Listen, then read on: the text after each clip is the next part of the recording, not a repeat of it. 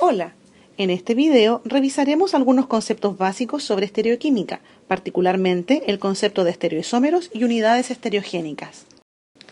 Son estereoisómeros dos compuestos que poseen la misma fórmula molecular y la misma conectividad, pero difieren en la orientación espacial de los grupos que forman las moléculas. Para entender este concepto, veamos el siguiente ejemplo. El 2-buteno puede existir como dos isómeros distintos que difieren entre sí por la posición de los grupos que forman la molécula, pero poseen la misma conectividad. Tomemos como referencia el doble enlace de ambas moléculas y veamos que en el primer caso los grupos metilos que los sustituyen se encuentran en lados opuestos del doble enlace y en la segunda molécula estos grupos están ubicados hacia el mismo lado. Esta diferencia hace que ambas moléculas sean estereoisómeros y que cada uno de ellos se designe con una configuración distinta. En el primer caso se denomina isómero E y en el segundo caso se denomina isómero Z. Como segundo ejemplo, veamos los isómeros del ciclohexano-diol. Estos isómeros se diferencian por la posición relativa de los sustituyentes del anillo en torno al plano definido por el anillo. En el primer caso, los sustituyentes están hacia el mismo lado y en el segundo y tercer caso, los sustituyentes se encuentran orientados en formas opuestas en relación con el ciclo, sin embargo, generan sus compuestos que son distintos. Podemos decir entonces que el ciclohexano-diol tiene tres estereoisómeros diferentes. La existencia de estereoisómeros en una molécula depende de si en ella se encuentran o no se encuentran presentes unidades llamadas estereogénicas. En este curso solo nos concentraremos en dos tipos de unidades estereogénicas, los dobles enlaces y los carbonos del tipo sp3. Lo primero que debemos aprender es a identificar unidades estereogénicas en una estructura química. Para ello, debemos considerar que un grupo de átomos es una unidad estereogénica si el intercambio de dos grupos enlazados produce un compuesto diferente sin cambiar la conectividad. Para comprender este concepto, veamos el siguiente ejemplo. Tenemos dos alquenos distintos. En ambos casos existen dobles enlaces. Lo que debemos averiguar ahora es si estos dobles enlaces son o no son unidades estereogénicas. Para ello, veamos la primera molécula y a continuación intercambiemos los grupos enlazados a un átomo de carbono del doble enlace. Al hacer este intercambio, vemos que se produce un compuesto diferente, por lo cual ese doble enlace sí es una unidad estereogénica. En cambio, en la segunda molécula, al producir el intercambio entre los grupos enlazados a un carbono sp2, se llega al mismo compuesto. Por lo tanto, podemos decir que ese doble enlace no es una unidad estereogénica. Veamos a continuación el siguiente ejemplo para descubrir si los carbonos sp3 del anillo son o no son unidades estereogénicas.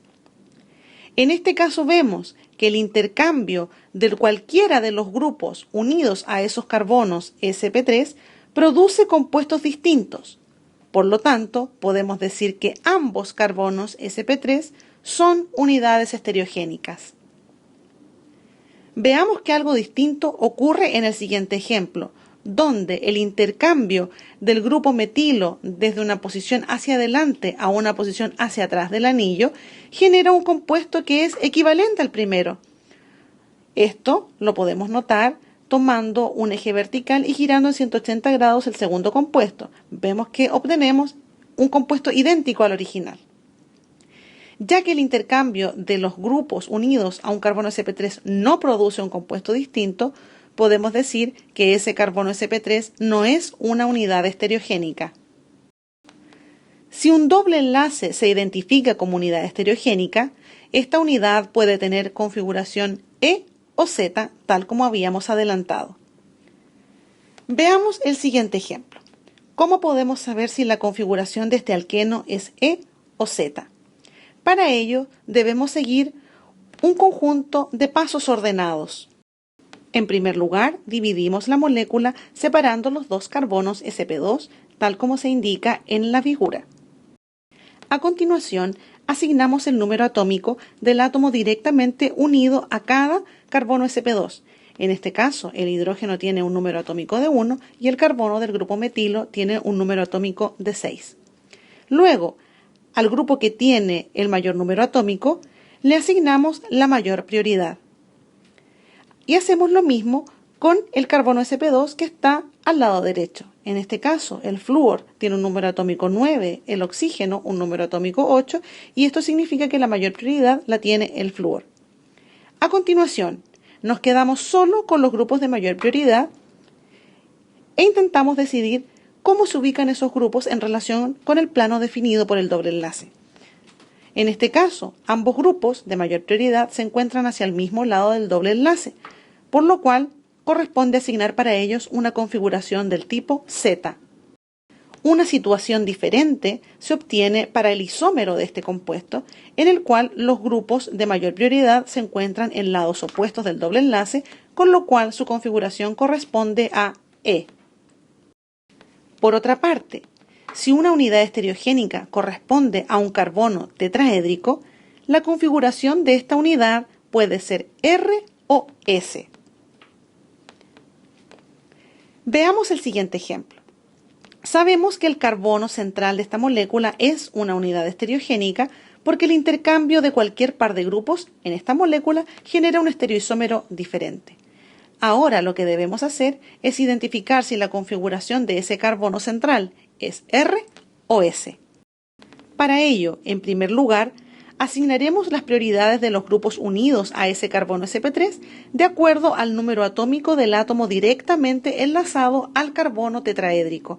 En este caso, los números atómicos son 1, 8, 6 y 9 para el hidrógeno, oxígeno, carbono y flúor respectivamente.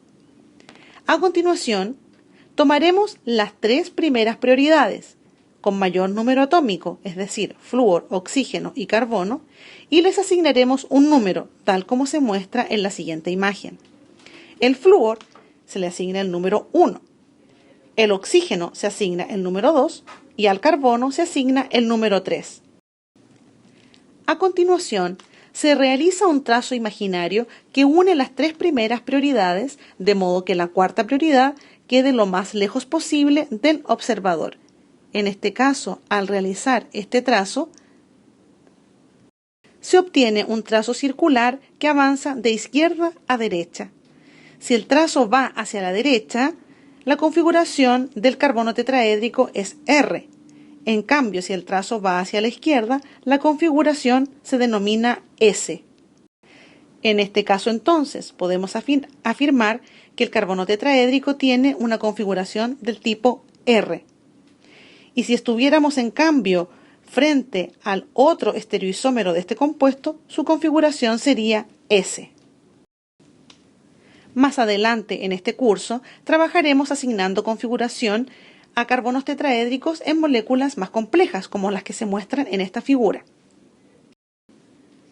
Y también hablaremos sobre una propiedad molecular asociada a la presencia de unidades estereogénicas del tipo carbono sp3 llamada quiralidad.